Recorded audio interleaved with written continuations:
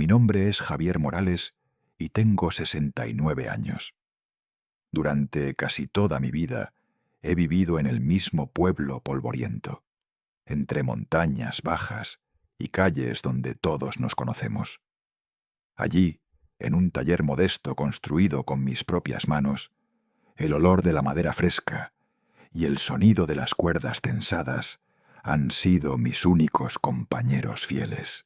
Soy luthier, un artesano de guitarras, oficio que heredé de mi padre y que he defendido aun cuando la vida parecía decirme que era demasiado poco para un mundo que idolatra lo grande, lo caro, lo brillante. Cada mañana, antes de que el sol se asome del todo, enciendo el fogón, preparo café en la vieja cafetera de peltre y luego me encierro en el taller. Los tablones de cedro, pino o caoba me esperan.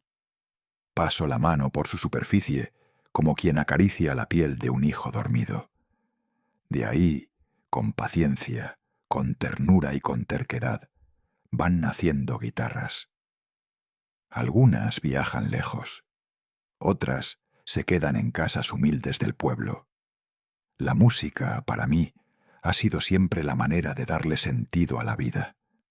Sin embargo, en medio de tanta madera y tanto silencio, llevo años con un hueco en el corazón.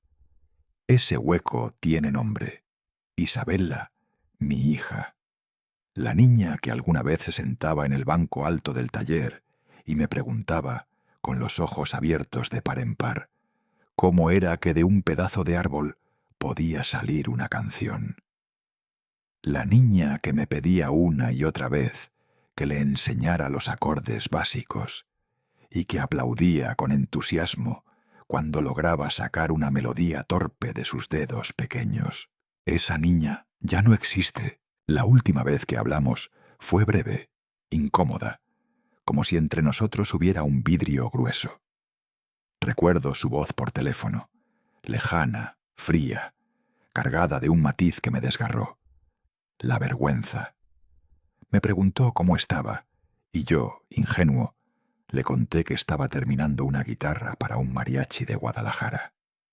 Su silencio del otro lado fue largo, pesado, y entonces, con un tono disfrazado de cortesía, me dijo: «Papá, a veces pienso que si hubieras elegido otra profesión, las cosas habrían sido distintas».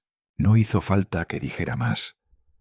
Supe que se avergonzaba de mí, de mis manos manchadas de resina, de mi ropa con olor a aserrín. En su mundo, ese mundo nuevo al que yo ya no pertenezco, yo no encajaba. Colgamos poco después. Desde entonces, silencio. Vivía con esa herida abierta, tratando de curarla con acordes y barnices, hasta que un día cualquiera, mientras lijaba un diapasón, sonó el teléfono. Un número desconocido apareció en la pantalla. Dudé en contestar. A mi edad, las llamadas inesperadas suelen traer malas noticias. Finalmente respondí: «¿Señor Morales?». La voz era grave, con un deje de autoridad imposible de ignorar. «Sí, con él habla». «Soy Arturo de la Vega. Quizá mi nombre le suene». Lo cierto es que sí.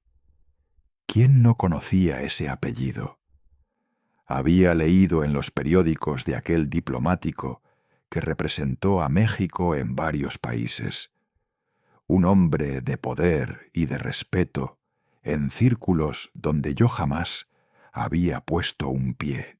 «No quiero quitarle mucho tiempo, señor Morales», continuó, «pero lo que voy a decirle no es fácil. Su hija, Isabella, ella le ha dicho a todo el mundo que usted murió hace 2 años». Sentí que la sangre se me helaba. La gubia resbaló de mis dedos y cayó al suelo con un ruido metálico. «¿Cómo dice?», pregunté, apenas con aire en los pulmones. Así como lo oye. En los preparativos de su boda con mi sobrino, Isabella ha contado la historia de que su padre falleció. ha conmovido a todos con anécdotas, lágrimas, homenajes. Hizo una pausa bajando el tono. Y yo no puedo permitir una mentira de tal magnitud. La honra de mi familia está en juego, pero también la suya. Me quedé mudo. Un nudo en la garganta me impedía siquiera respirar. Ella, mi hija, la misma niña que abrazaba mi cintura mientras yo afinaba guitarras, ahora declaraba que yo estaba muerto. Debe de haber un error, atiné a decir, aferrándome a un imposible. No hay error, señor Morales. He confirmado cada detalle. Yo mismo la escuché decirlo. Usted ha sido borrado de su vida, sustituido por un recuerdo fabricado. Me llevé la mano al pecho. Por un momento creí que me daría un infarto real, que moriría de verdad en ese instante para justificar su mentira. La voz de Arturo rompió el silencio. Lo entiendo, sé que duele, pero usted y yo tenemos algo en común. Creemos en el honor, en la verdad. Y la verdad es que su hija ha traicionado no solo su sangre, sino también el respeto por los que creen en ella. Quise colgar, no porque no creyera sus palabras, sino porque me dolía demasiado oírlas. Pero algo en su tono me detuvo. Había indignación, sí, pero también una extraña compasión, como si de verdad comprendiera el puñal que me atravesaba. ¿Por qué me dice esto?, susurré. Porque no es justo que usted permanezca enterrado en vida. Porque yo, Arturo de la Vega, no voy a permitir que mi sobrino se case bajo una mentira tan vil. Y porque sé que un padre como usted merece ser visto, no escondido como un cadáver inexistente, me senté en el banco del taller. Mis manos temblaban. Afuera, el sol seguía brillando indiferente. Los pájaros seguían cantando. Dentro de mí, en cambio, todo se desmoronaba. ¿Qué quiere de mí?, pregunté con voz rota. Que venga a la Ciudad de México, que me vea, que conversemos como hombres.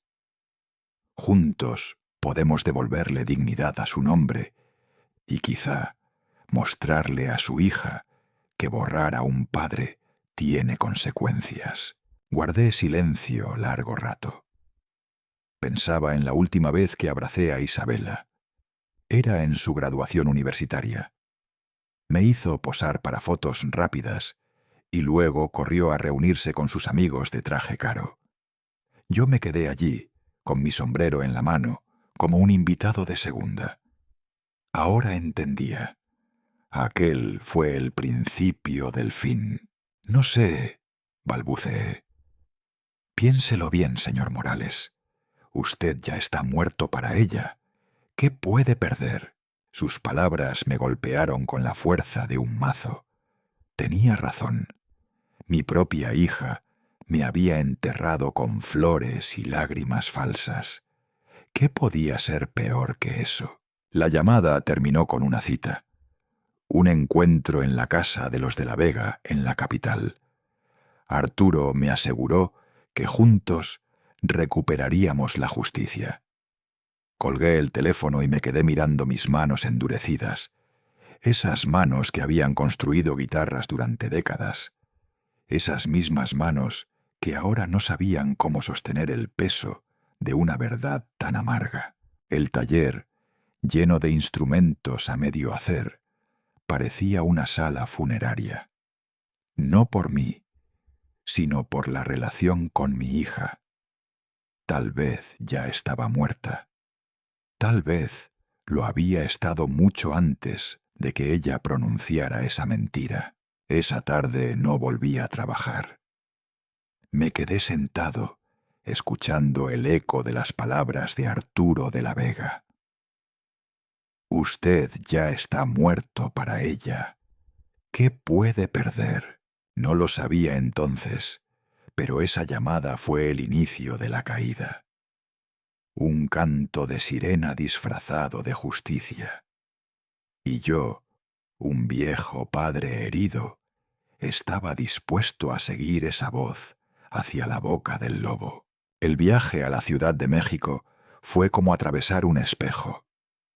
Partí de mi pequeño pueblo, donde el aire huele a tierra mojada y las paredes se agrietan con la humedad, y poco a poco me vi sumergido en un mundo de rascacielos, de avenidas interminables llenas de coches relucientes, de anuncios luminosos que parecían gritarme al oído que yo no pertenecía allí.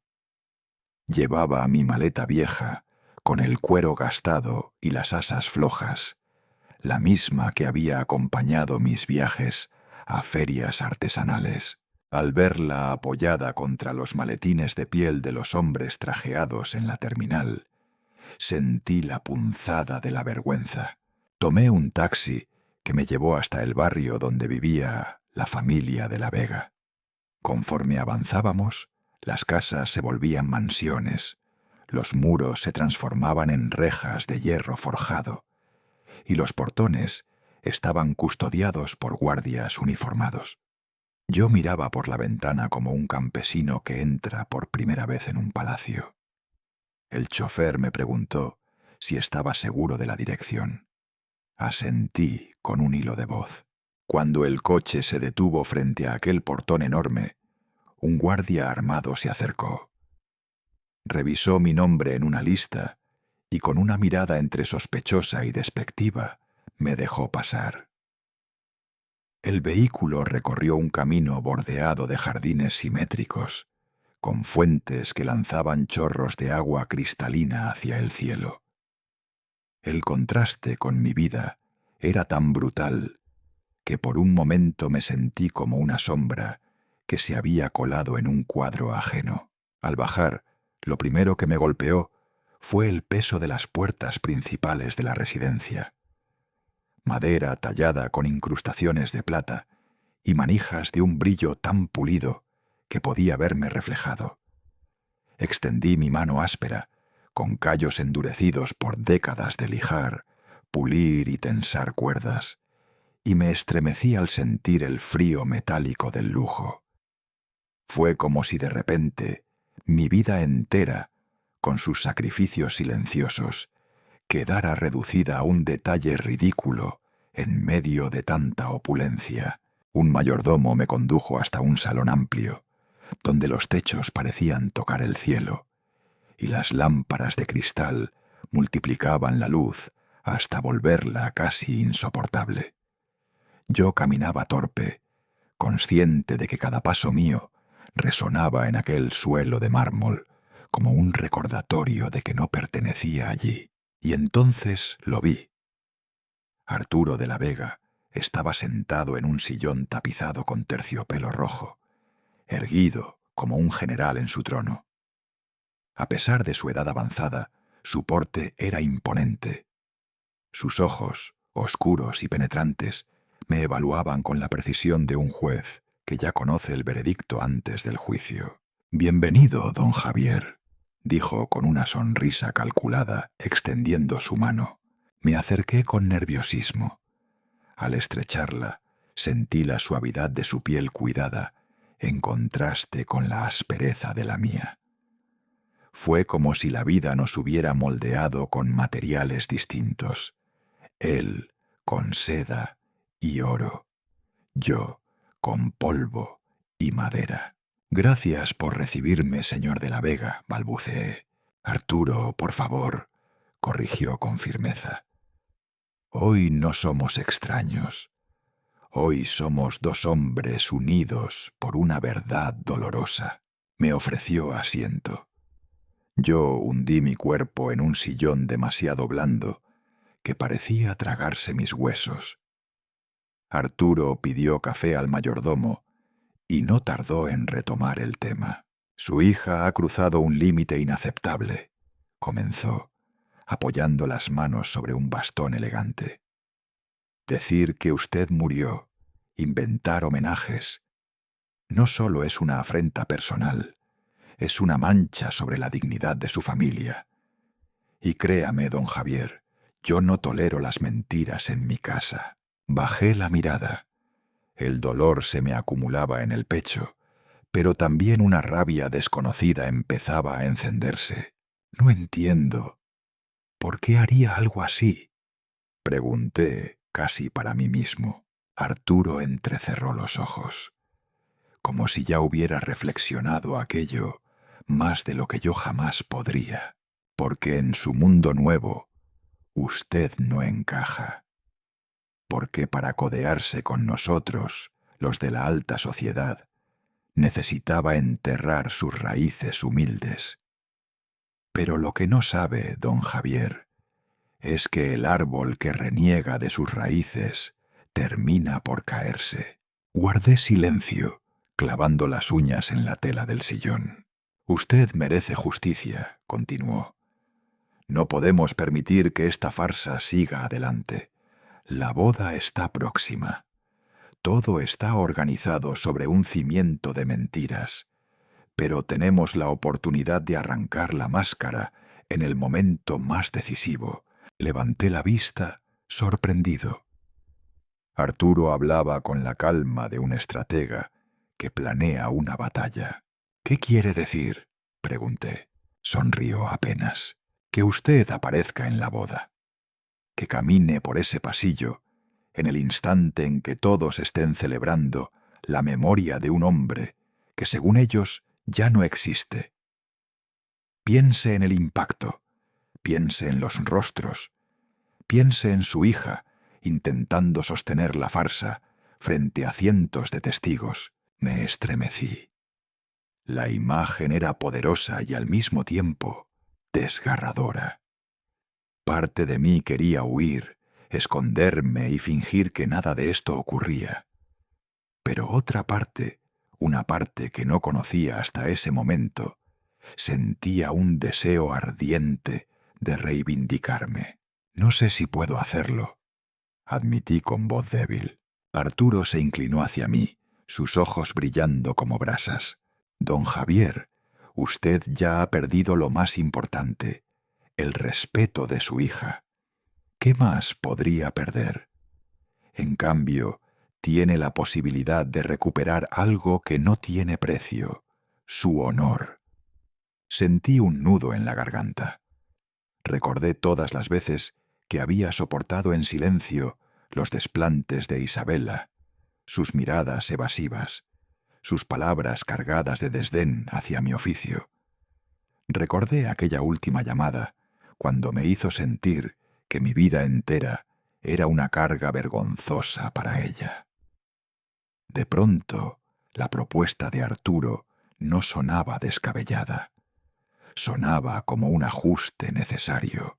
¿Y si todo sale mal?, pregunté con un hilo de voz. Peor que ahora no puede salir, contestó sin titubear. El plan es simple.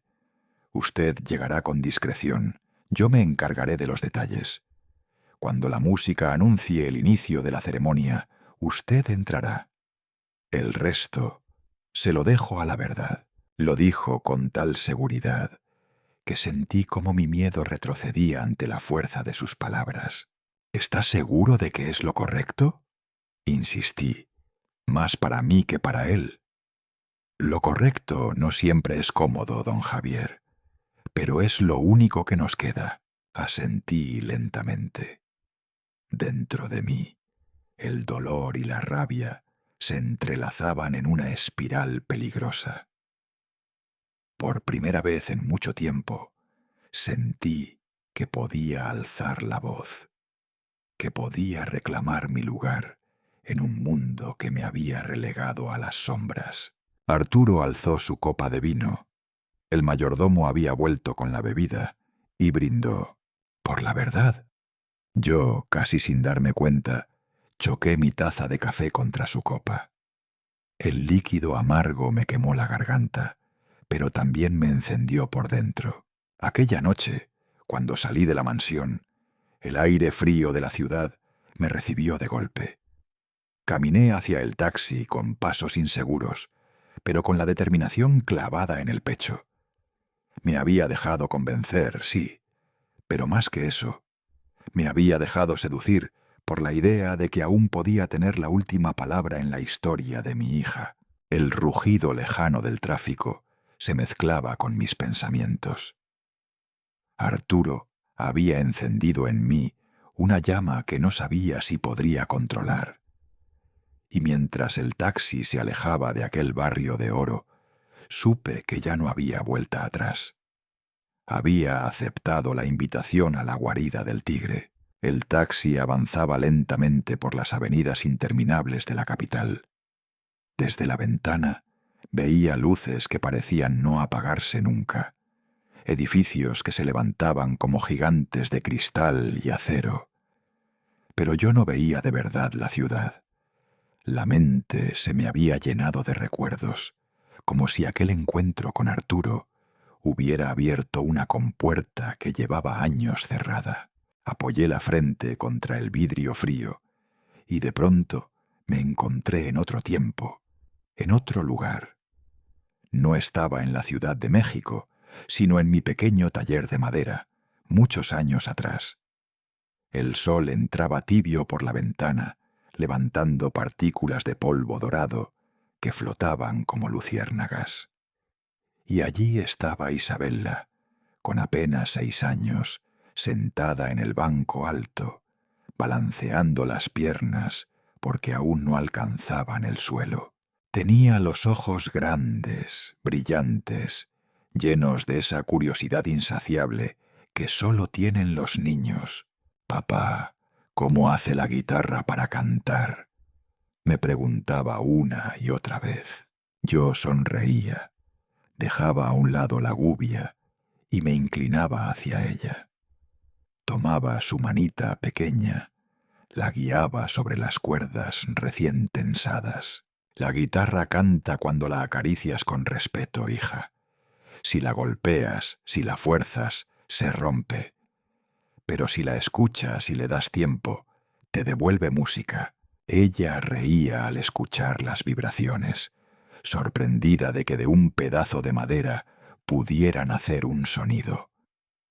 Aquellas carcajadas eran para mí la sinfonía más perfecta. «Quiero aprender, papá», decía con esa convicción ingenua que solo los niños conocen. Así empezamos nuestras tardes.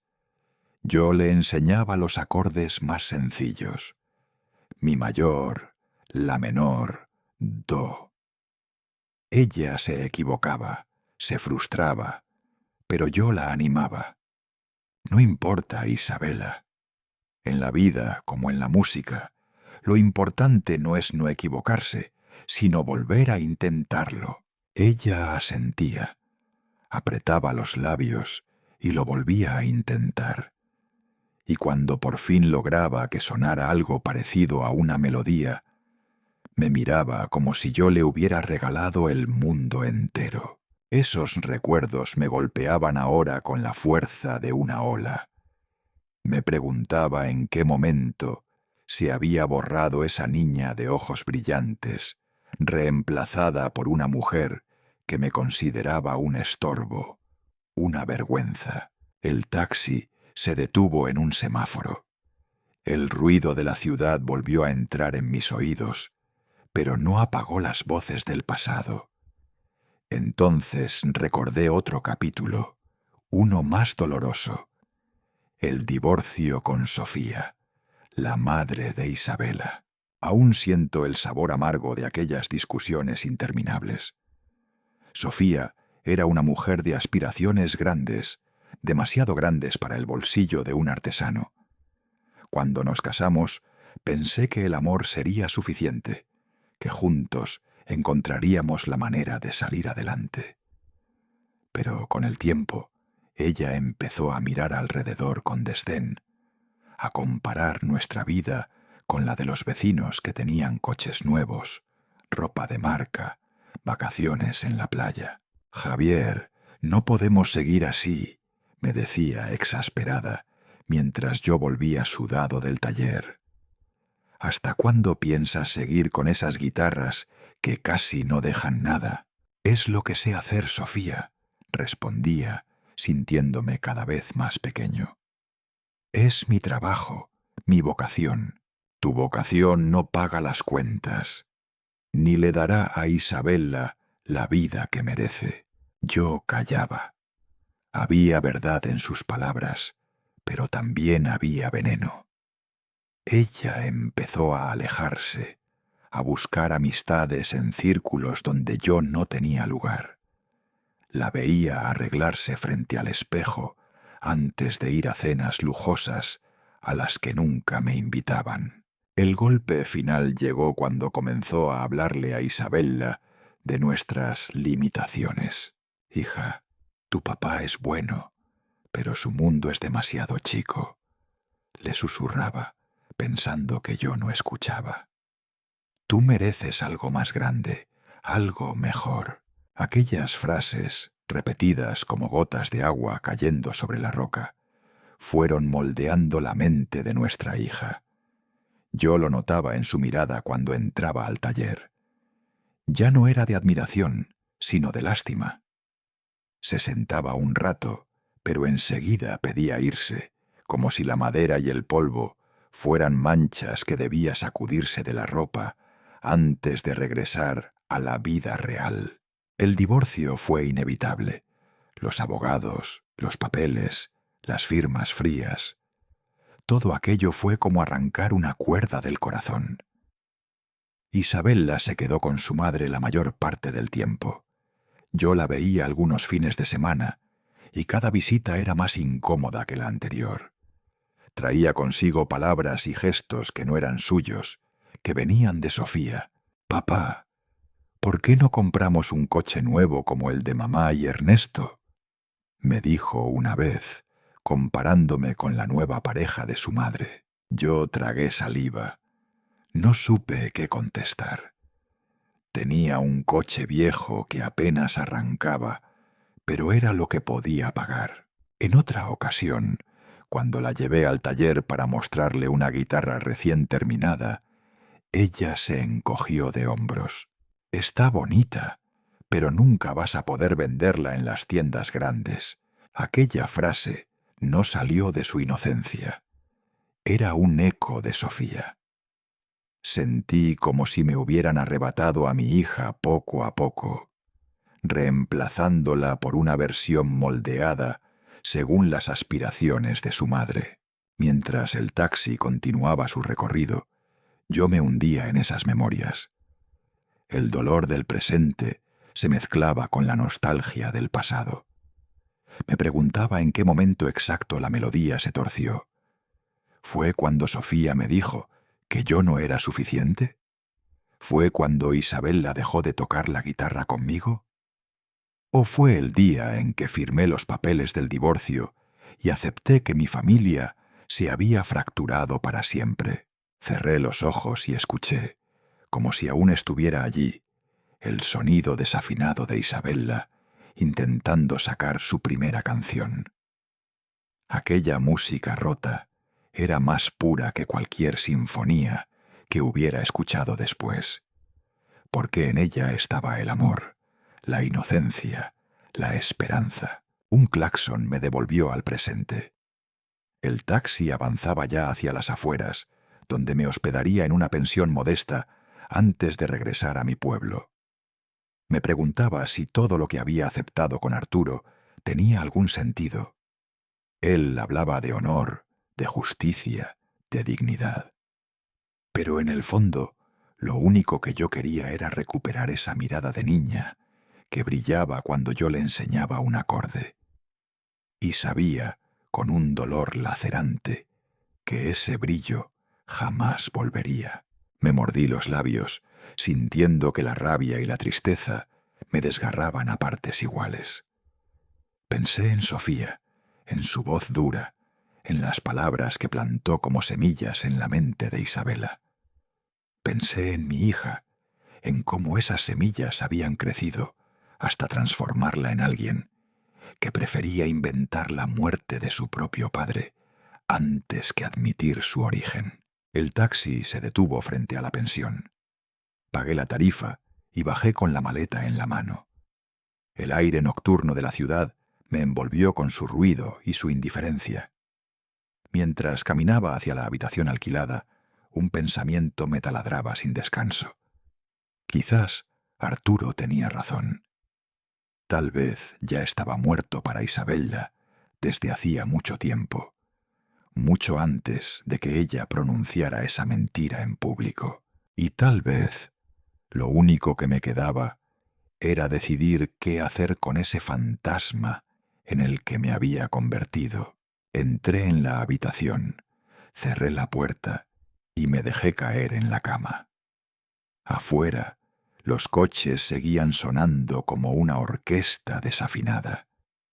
Dentro de mí, en cambio, resonaban las viejas melodías de un pasado que ya no volvería jamás. El día amaneció con un cielo limpio, sin nubes, como si el universo quisiera asegurarse de que nada, absolutamente nada, interfiriera con lo que estaba por suceder. Me levanté temprano, más por costumbre que por necesidad. La pensión donde me hospedaba olía a café recalentado y cloro de baño recién trapeado. Me afeité con movimientos lentos. Me vestí con la guayabera blanca que había planchado la noche anterior y me calcé los zapatos de cuero que había lustrado hasta que mis manos dolieron. Quería estar digno, no elegante, no moderno, no joven, digno. Un chofer enviado por Arturo pasó a recogerme. No hablamos mucho durante el trayecto. El silencio se fue llenando poco a poco con el ritmo de mis pensamientos, que ya no eran dudas, sino una mezcla inquietante de ansiedad y determinación. Yo no era hombre de venganzas, nunca lo fui. Pero ese día no se trataba de venganza. Se trataba de algo más profundo, de mirar a los ojos a mi hija, de demostrarle que el hombre que ella había querido enterrar seguía de pie. La hacienda donde se celebraría la boda estaba en las afueras, rodeada de campos cuidados con precisión matemática. Un paraíso artificial levantado sobre tierra fértil y dinero antiguo.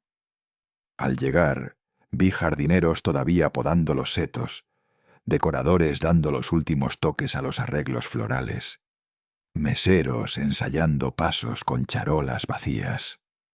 Todo debía ser perfecto, porque así lo exigía el apellido de la familia Vargas.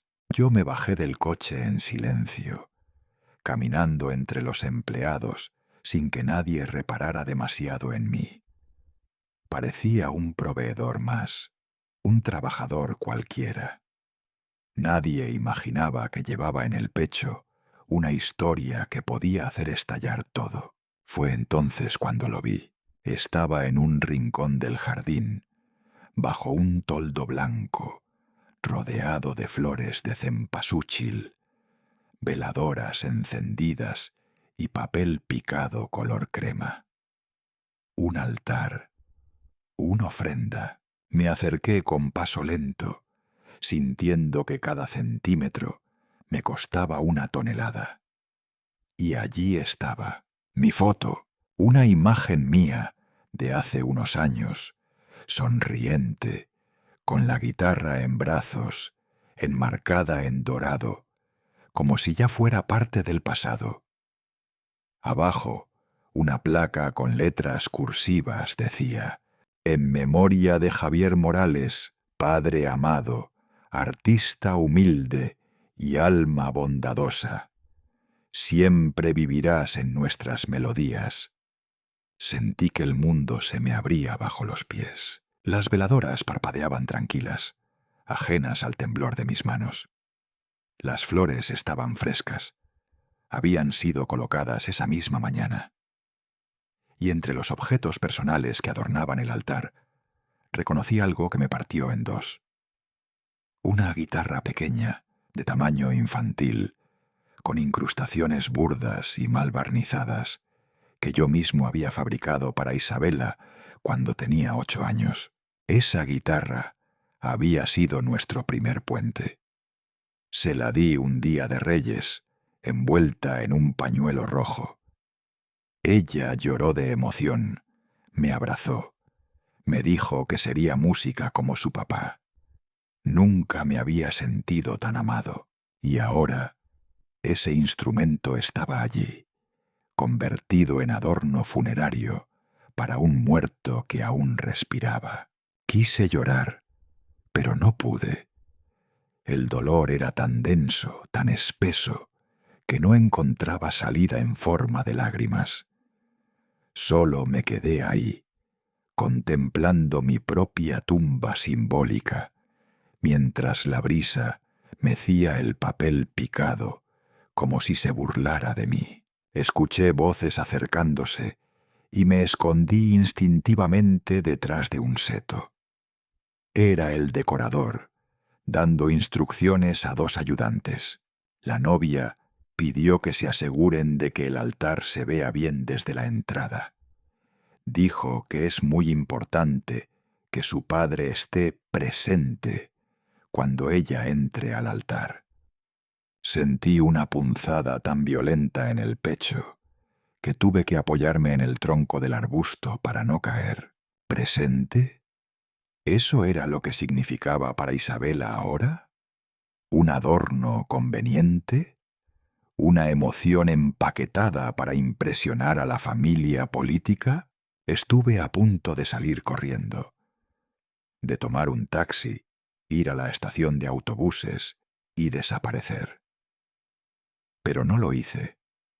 Algo dentro de mí, quizás el mismo orgullo que me había hecho seguir construyendo guitarras cuando todos me decían que cambiara de oficio, me sostuvo de pie.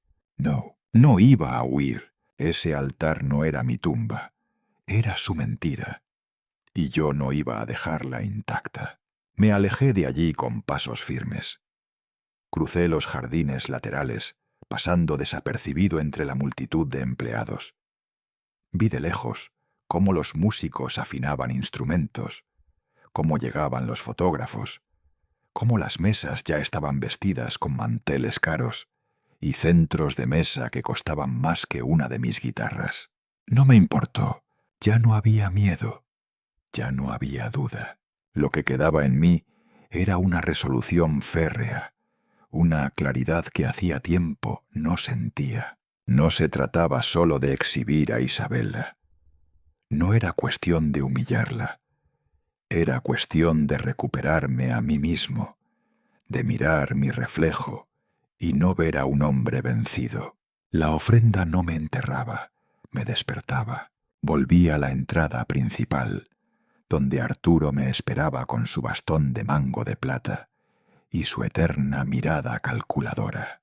¿Lo vio?, me preguntó como si ya supiera la respuesta. Asentí en silencio. ¿Y qué siente?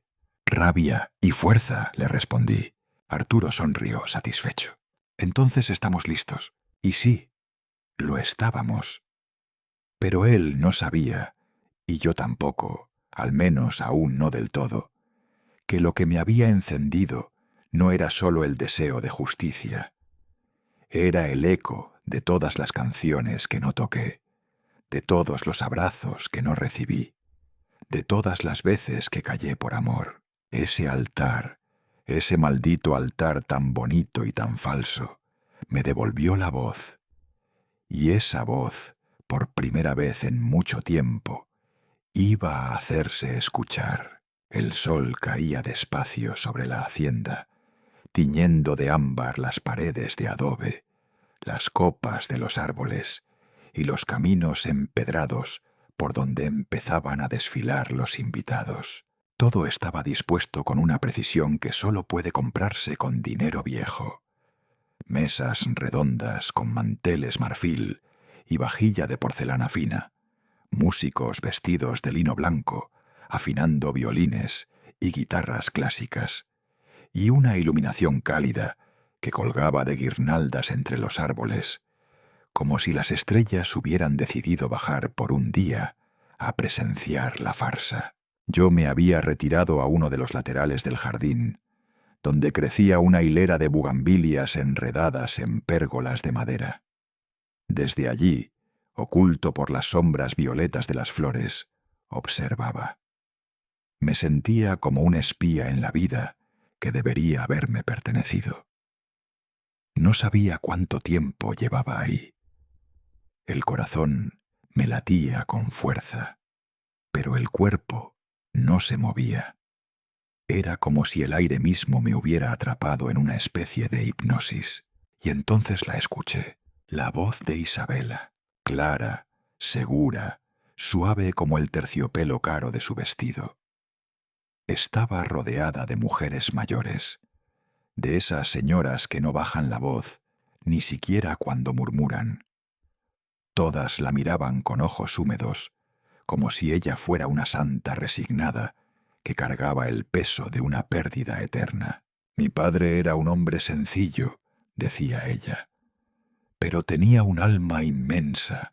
Tuve que cerrar los ojos por un momento. Sentí que el estómago se me encogía. Él me enseñó que la belleza no está en lo perfecto, sino en lo honesto.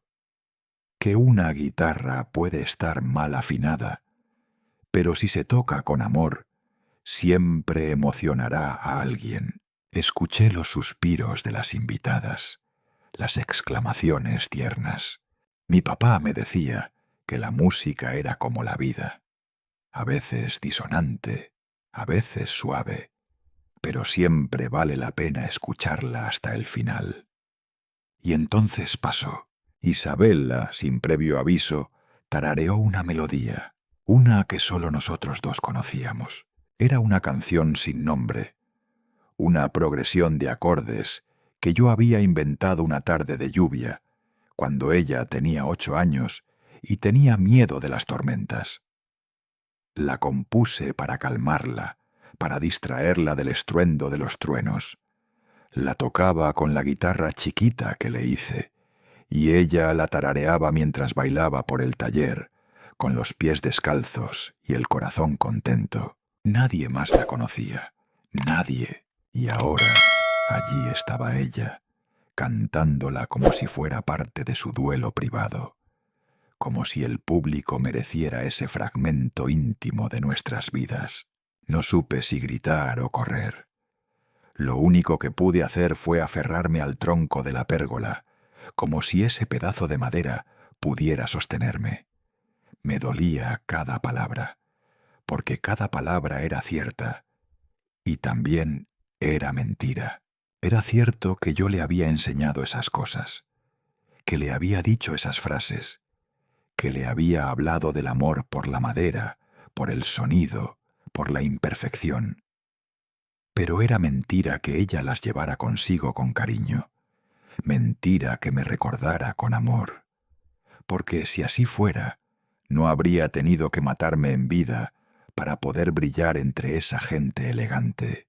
Yo a veces cierro los ojos y puedo escucharlo, decía emocionada, como si estuviera aún aquí, sentado en un rincón, afinando una guitarra mientras me sonríe. Una de las señoras lloró. Otra le tomó la mano y le dijo que su padre estaría orgulloso. Isabela sonrió con esa expresión que alguna vez conocí, esa mezcla de inocencia y picardía que usaba cuando quería salirse con la suya. Pero esa sonrisa ya no era infantil, era la de una actriz, una intérprete magistral del dolor ajeno. Y yo era el guión, el personaje muerto, el hombre bueno y humilde que le servía para enternecer a los Vargas, para justificar su origen sin incomodar a los de arriba. Sentí náuseas, pero no me moví. Me obligué a quedarme, a escuchar, a mirar. Quería grabarme esa imagen en el alma, porque sabía que iba a necesitarla más tarde, cuando tuviera que hablar frente a todos. La conversación se dispersó. Isabela fue llamada por una dama de honor. Se alejó entre sonrisas, saludos y cumplidos, como si fuera la princesa de una fábula. Y yo, oculto entre las bugambilias, seguía ahí, más vivo que nunca, pero más invisible que nadie. ¿Y usted quién es?, preguntó de pronto una voz aguda detrás de mí. Me giré con sobresalto.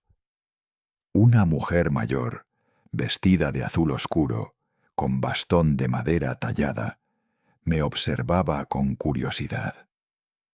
No parecía una invitada cualquiera. Sus ojos eran tan agudos como los de Arturo. «Perdóneme», dije intentando excusarme. «Soy parte del personal». «¿Parte del personal que se esconde entre flores?», replicó con sorna. No supe qué contestar. Ella me observó durante unos segundos eternos y luego bajó la voz. «No se preocupe, don Javier. He visto suficiente teatro en mi vida como para reconocer al autor detrás del telón». Me quedé sin aire.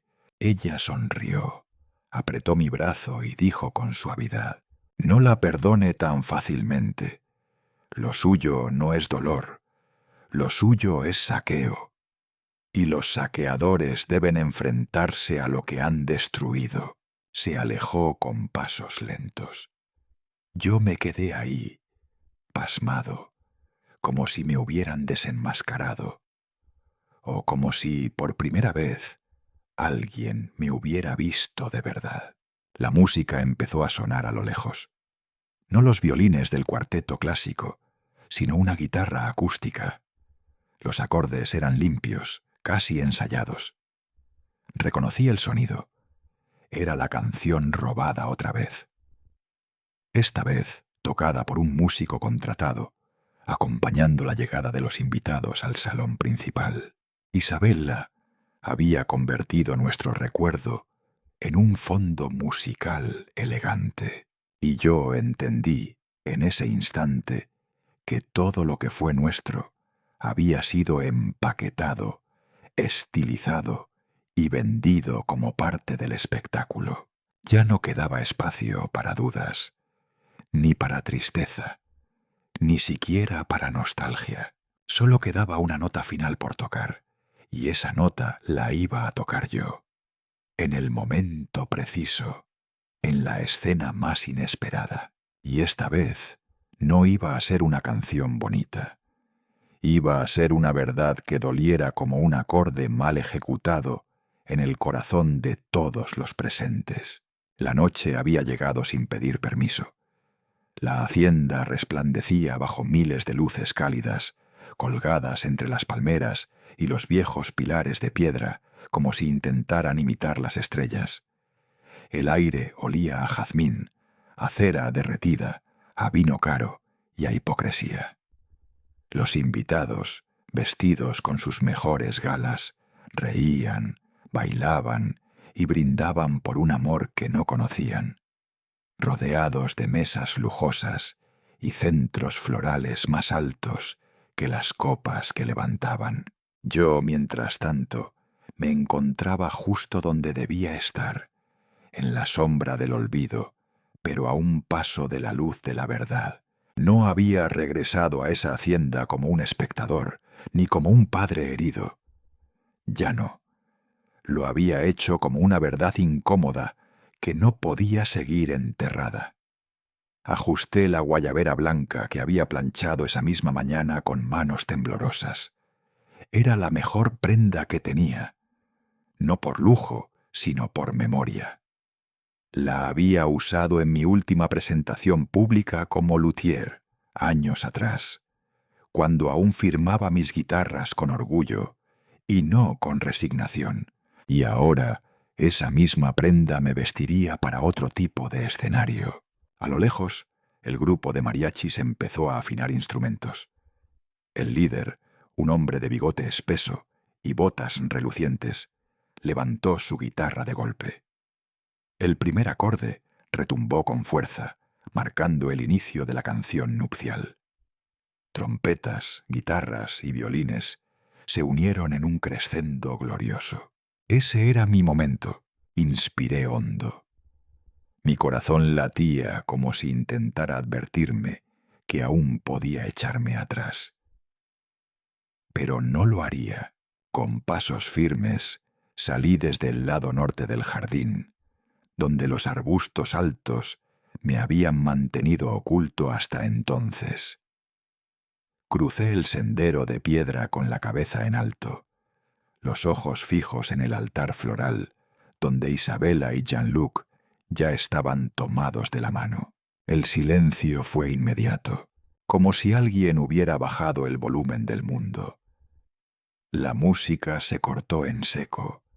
Los mariachis dejaron de tocar con una mezcla de sorpresa y confusión. La risa quedó suspendida en el aire como una burbuja que nunca estalló.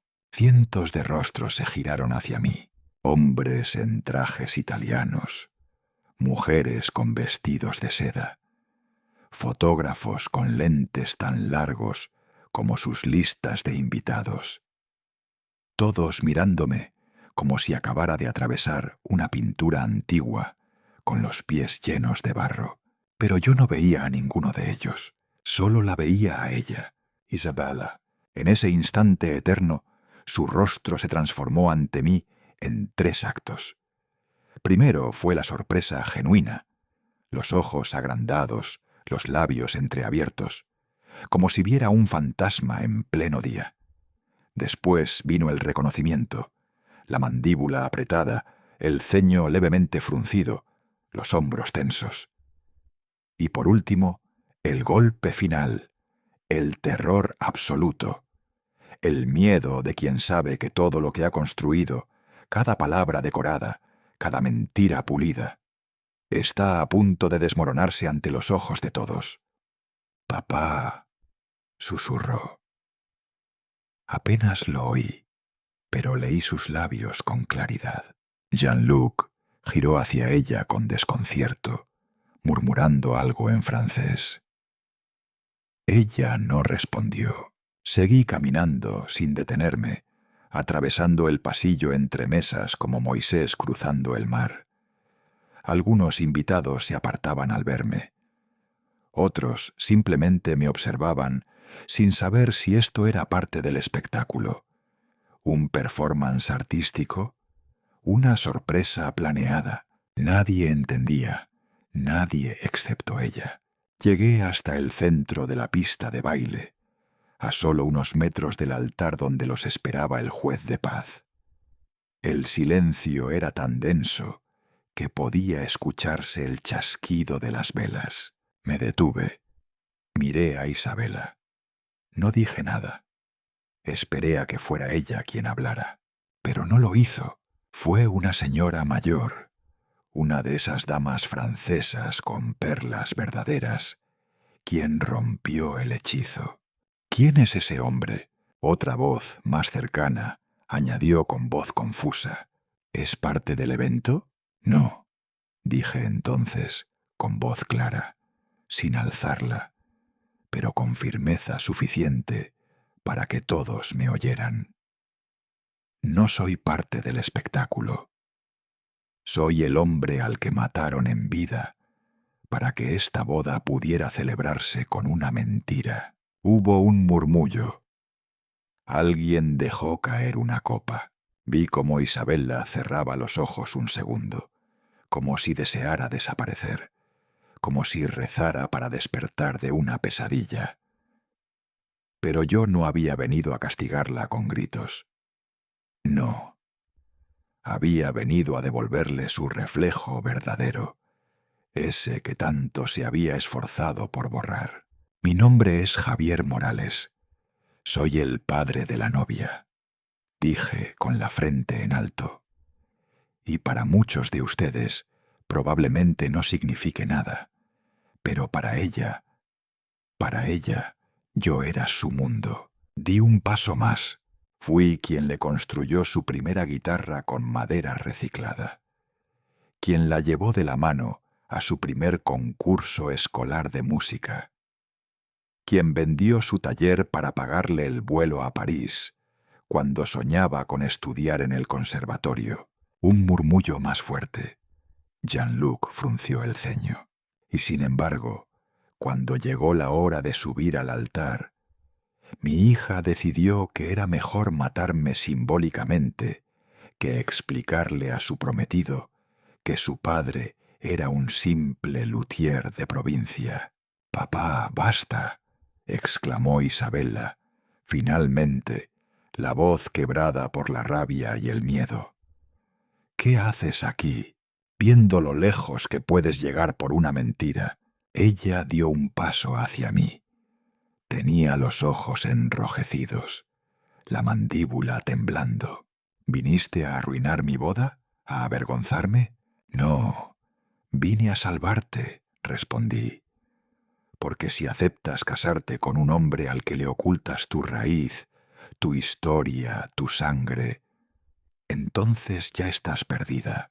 La tensión era insoportable. El juez de paz cerró su libro. Los músicos guardaron sus instrumentos. Nadie osaba moverse. «No tienes idea de lo que has hecho», dijo Isabella, la voz tan baja que casi no la oí. «Lo arruinaste todo». Me acerqué un poco más. Le tomé la mano, no con fuerza, con ternura, como cuando le curaba las rodillas raspadas de niña. «Isabella, hija, yo no vine por venganza.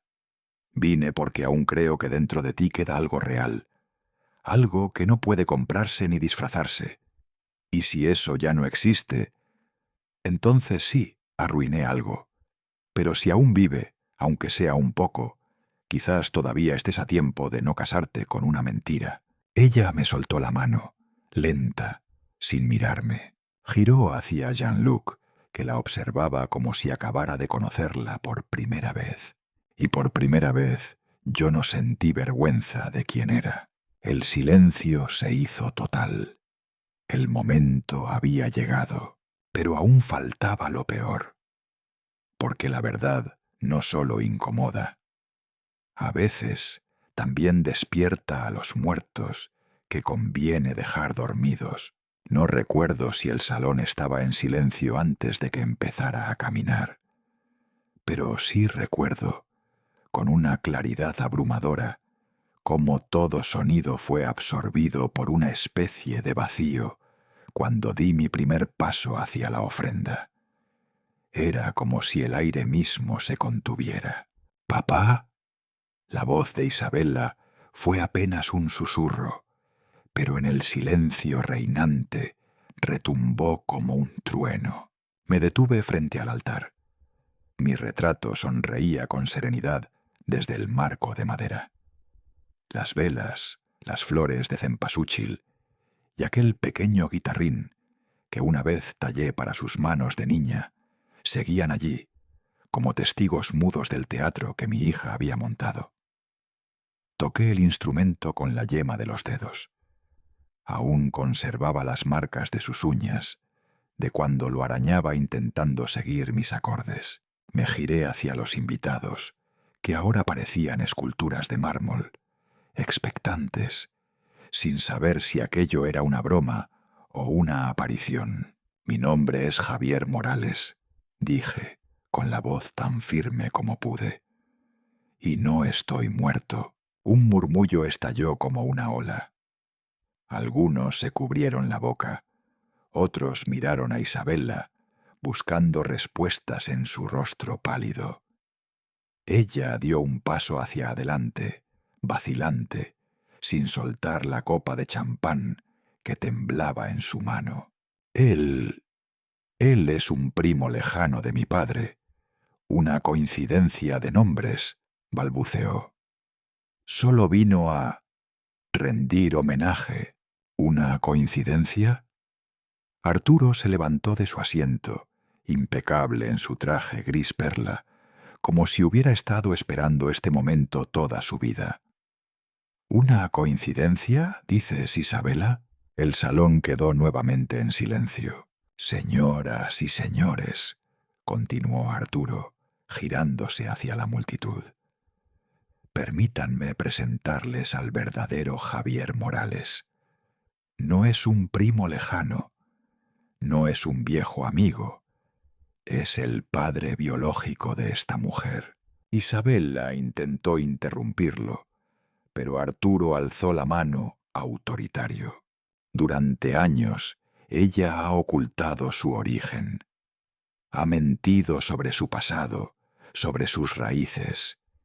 Y lo más imperdonable, ha asesinado simbólicamente a su padre para escalar en un mundo que ella cree que exige perfección.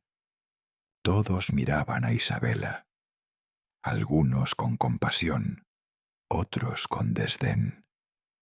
Su máscara comenzaba a resquebrajarse. Buscó la mirada de Mateo. El joven, aún con la flor en el ojal, tenía el rostro desencajado. «Mateo», susurró Isabela desesperada. «No es lo que parece». Pero él no respondió. En lugar de eso, se volvió hacia Arturo. «Es verdad». El diplomático asintió, sin necesidad de más palabras. Mateo entonces bajó la mirada, sacó lentamente el anillo de compromiso de su dedo y lo dejó sobre la mesa, justo al lado de la copa de vino. «Lo siento», dijo, con una serenidad que dolía más que cualquier grito. «No puedo casarme con alguien que entierra vivo a su propio padre». Y se fue. Isabela quedó congelada. Su maquillaje perfecto comenzó a desdibujarse con las lágrimas que, ahora sí, eran auténticas. Miró a su alrededor buscando una tabla de salvación. Nadie se movió. Nadie le extendió la mano. Yo, por mi parte, no sentí júbilo. No hubo victoria en ese momento. Solo un inmenso vacío. Aquella niña de ojos brillantes que un día me pidió que le enseñara a tocar la guitarra. ¿Era esta mujer que ahora se desmoronaba frente a todos? Arturo se acercó a mí con una sonrisa contenida. «Tal como lo planeamos», murmuró, y de pronto comprendí. No solo habíamos expuesto a Isabela, también habíamos creado un espectáculo, uno que él, el gran Arturo de la Vega, había orquestado con precisión quirúrgica. Yo había sido su instrumento, una vez más, no para la música, sino para el juicio. Ahora la justicia está servida, añadió, dando un paso al frente para dirigirse a los invitados. Les pido disculpas por esta interrupción, pero la verdad debía salir a la luz. Hubo aplausos, algunos sinceros, otros por compromiso. Yo me quedé quieto, como una estatua entre ruinas. Isabela, humillada, se retiró sin decir más. Solo vi su espalda temblorosa desaparecer tras un grupo de invitados que se apartaban en silencio. Y entonces el silencio volvió. El mariachi, aún con los instrumentos en mano, no sabía si retomar la música o guardar luto por la fiesta que ya no sería. Yo salí al jardín. Me quité el sombrero. Miré el cielo mexicano, con sus tonos rosados del atardecer.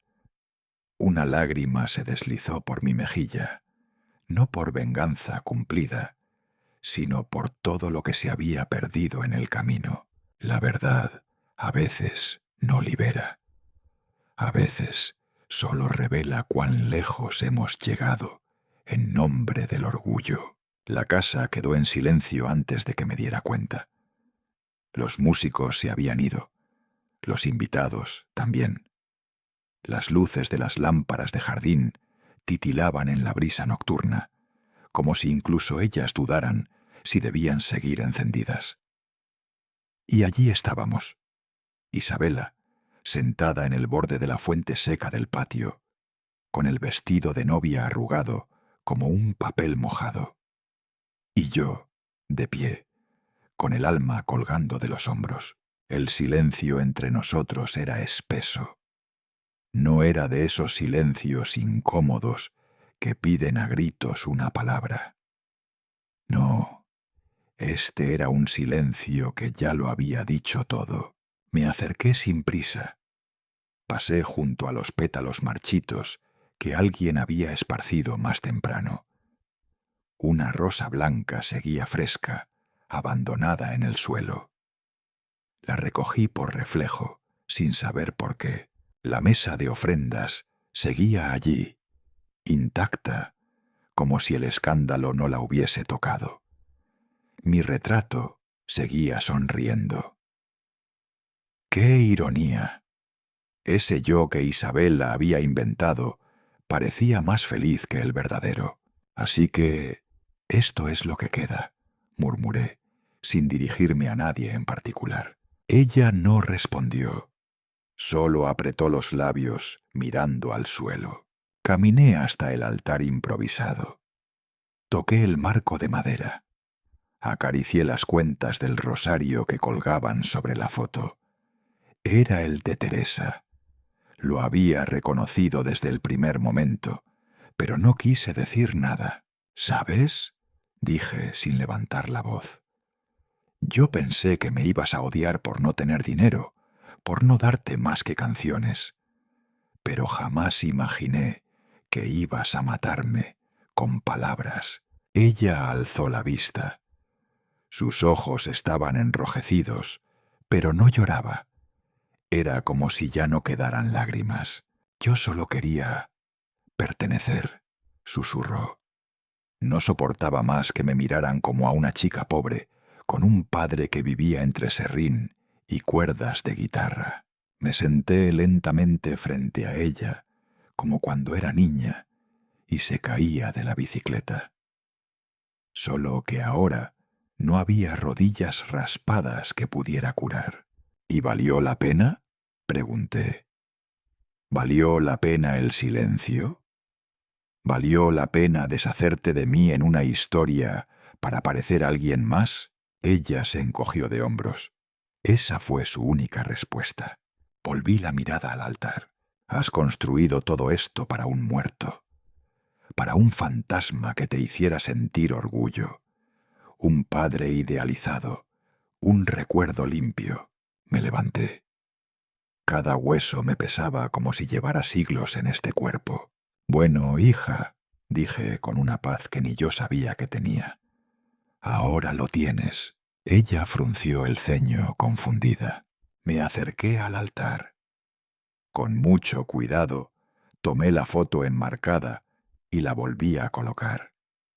Luego, miré directamente a ella.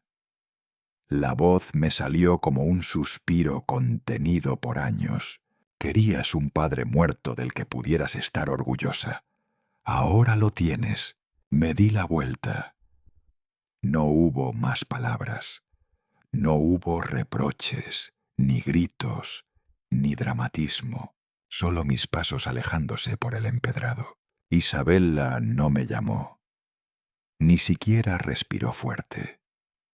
Tal vez entendió que ya no quedaba nada por decir. Tal vez fue la primera vez en su vida que se enfrentó a un silencio que no podía controlar. El portón principal estaba abierto de par en par.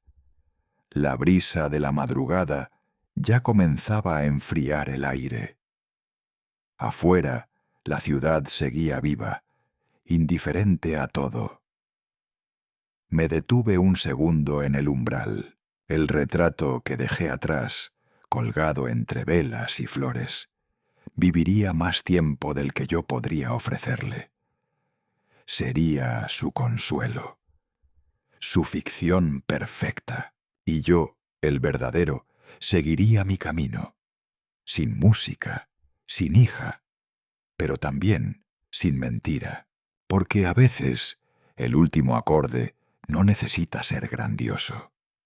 Solo tiene que ser honesto. Volví a casa en silencio. No encendí la radio. No detuve el coche para tomar café, ni miré el paisaje que se desplegaba como una pintura ya descolorida por los años. Las montañas de Oaxaca, con su silueta familiar contra el cielo grisáceo, parecían menos majestuosas y más distantes que nunca. Cuando llegué al taller, la puerta de madera crujió, como si también supiera que algo en mí había cambiado para siempre. Todo seguía igual.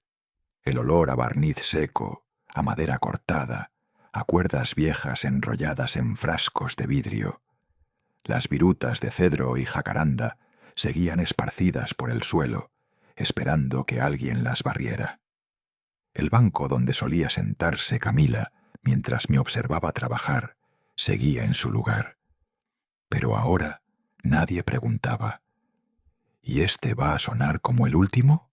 Me senté frente al banco de trabajo. Mis dedos se movieron por instinto hacia una guitarra que aún no tenía alma. La había empezado semanas antes de irme. El mástil estaba entablillado, el cuerpo lijado, pero sin barnizar.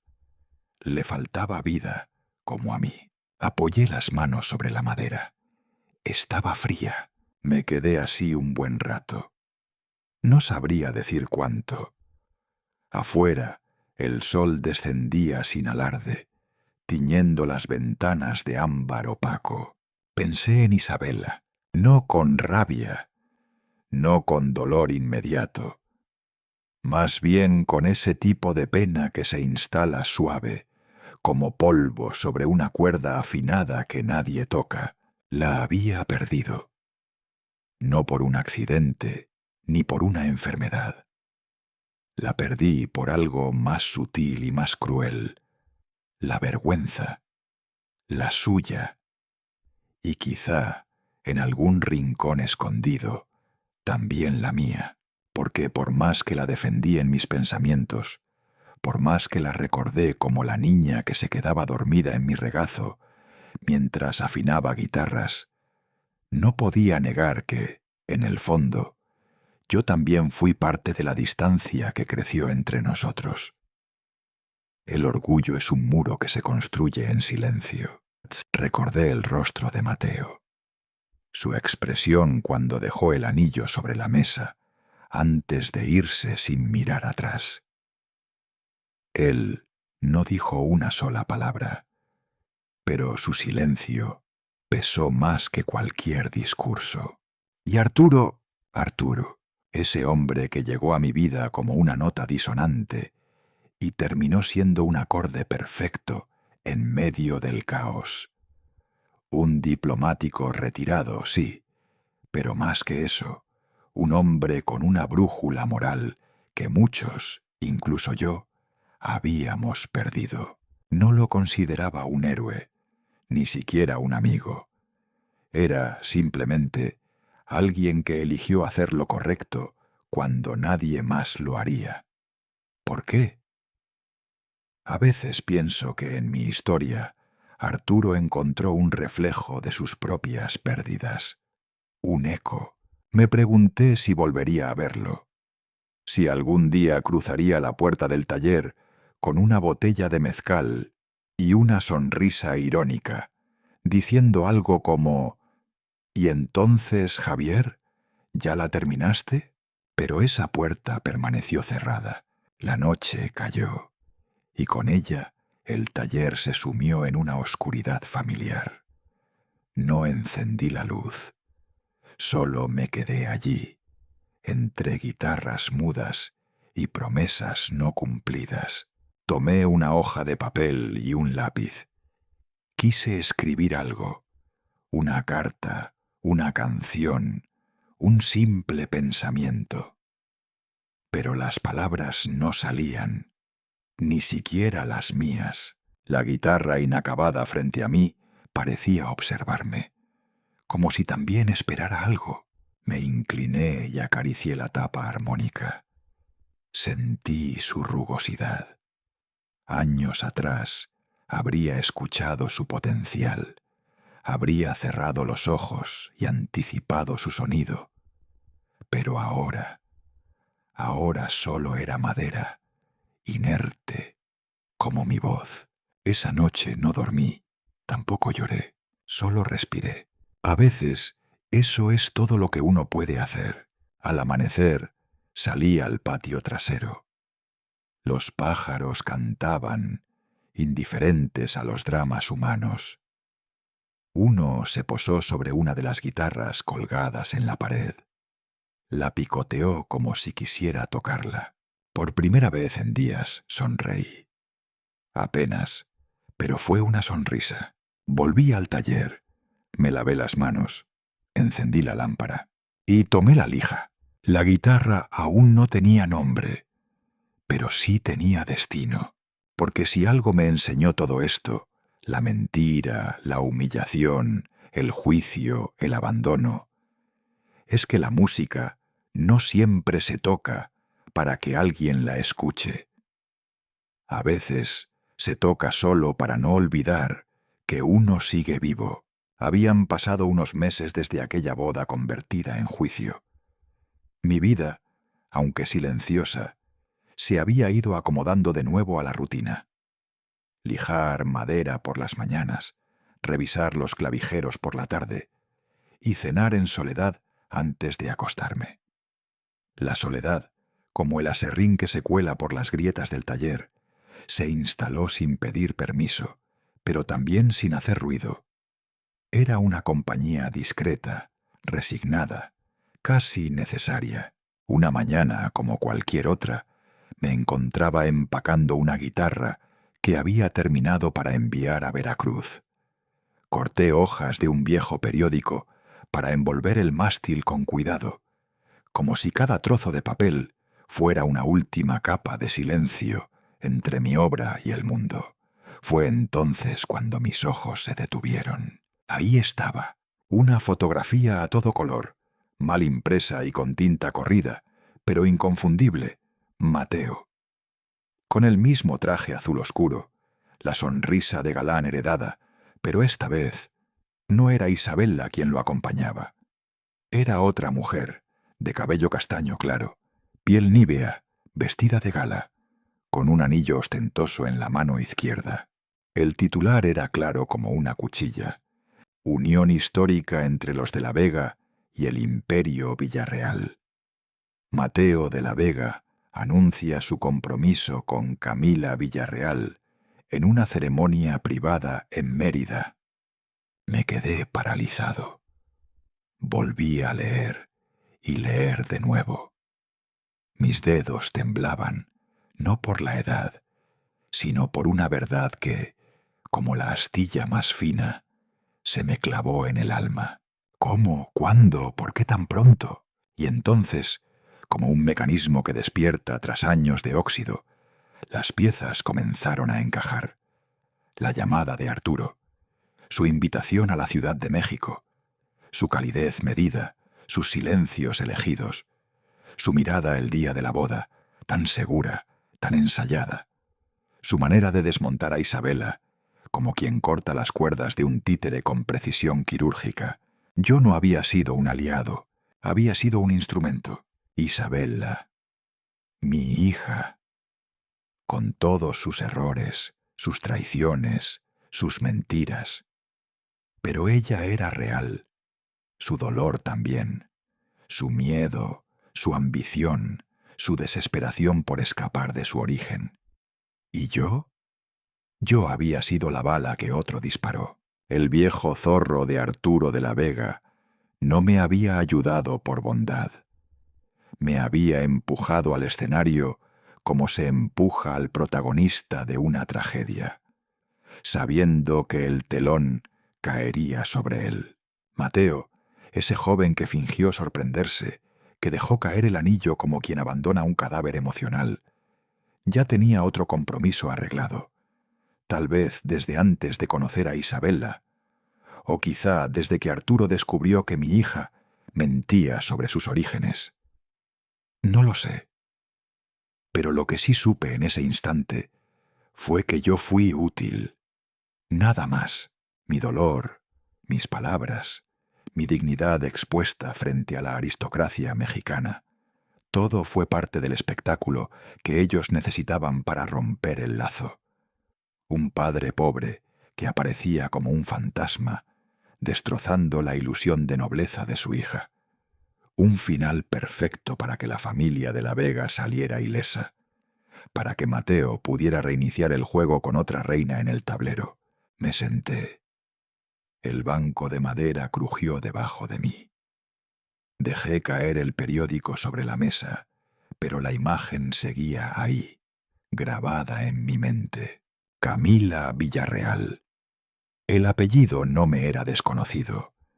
Propietarios de medios de comunicación, inversionistas en petróleo y turismo, los cuervos que volaban sobre los campos de los pobres, esperando la carroña. Y yo fui el canto del buitre que anunció el final de Isabela. No lloré, pero sentí una presión en el pecho, como si alguien hubiera apoyado una guitarra entera sobre mi corazón y se sentara encima. Eso era justicia. Era eso lo que había querido. Me levanté y caminé hasta una guitarra que había empezado a construir para Isabela muchos años atrás, cuando apenas tenía 12. Estaba inacabada, sin cuerdas, sin roseta. Había permanecido ahí, como un fantasma de lo que pudo ser. La acaricié. La madera aún olía a cedro, como el recuerdo de una casa que ya no existe. No la terminé, tampoco la destruí. La dejé ahí, en silencio, como el resto de las guitarras que no tenían dueño. Como yo, tal vez merecía ser engañado. Tal vez mi necesidad de redención me hizo ciego ante las verdaderas intenciones de Arturo. Quizá el amor de un padre es tan ingenuo que prefiere ser traicionado que dejar de creer. Pero algo dentro de mí cambió ese día. Ya no era el mismo Javier Morales que llegó a la hacienda con su sombrero viejo y una maleta de dignidad. Ya no era el padre herido buscando justicia. Ahora era el hombre que comprendía que en el tablero del poder, incluso el dolor más puro puede ser una jugada más. Desde entonces, cada guitarra que construyo lleva una marca pequeña en su interior. No se ve a simple vista. Es un pequeño buitre grabado con punzón en la madera más oculta del cuerpo. No es un símbolo de rencor, es un recordatorio de que incluso las canciones más hermosas pueden ser usadas para atraer a los buitres.